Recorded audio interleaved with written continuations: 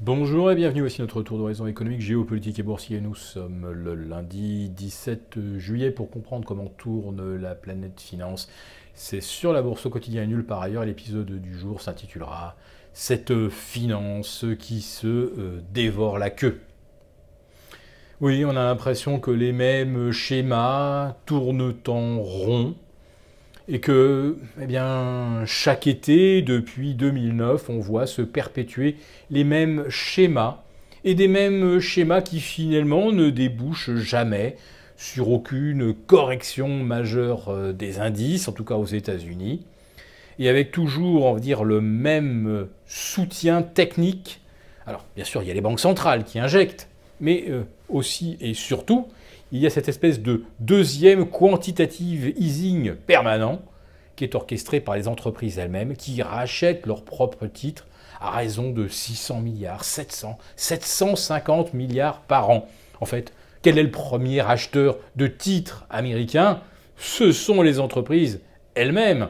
Et elles le rachètent avec de l'argent gratuit ou quasiment gratuit. Et qu'est-ce qui pourrait les dissuader de continuer, puisque la Banque centrale américaine, au travers de Janet Yellen, vient d'expliquer que finalement, eh bien, les taux n'allaient peut-être pas monter encore tant que cela au cours des 6 ou 9 prochains mois, qu'on n'est peut-être pas très très loin d'une politique monétaire neutre, ce qui est presque l'idéal, le rêve d'une banque centrale, à condition bien sûr de renoncer à tous les autres rêves, c'est-à-dire une croissance à 3%, c'est-à-dire une inflation à 2%, c'est-à-dire des créations d'emplois, de l'investissement.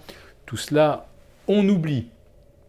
Mais si l'argent reste aussi bon marché, eh bien, les entreprises n'ont aucune raison de ne pas continuer d'emprunter pour zéro, pour racheter leurs propres titres, pour acheter de quoi payer des dividendes aux actionnaires. Alors je parle d'une finance qui se dévore la queue, on pourrait aussi parler de Mercure dévorant ses propres enfants, et en l'occurrence, les enfants du marché sont ces gérants pour qui tout tombe, tout cuit dans le bec, puisqu'il n'y a qu'à se laisser porter par la vague. Alors l'expédient des rachats de titres aux États-Unis, on sait que c'est un des principaux moteurs en Chine. Eh bien, ce sont les injections massives de la Banque centrale. Jamais depuis la crise de 2008-2009, on avait vu la Banque centrale chinoise, c'est-à-dire mettre autant d'argent à disposition du secteur public, du secteur du BTP, etc. On accélère les injections et on accélère par la même occasion le PIB chinois. Regardez, on était parti sur une pente de 6,5 en début d'année. Nous voici à 6,9 au deuxième trimestre, au-delà donc des anticipations les plus optimistes qui tournaient autour de 6,7 en moyenne. Alors pourquoi cette accélération?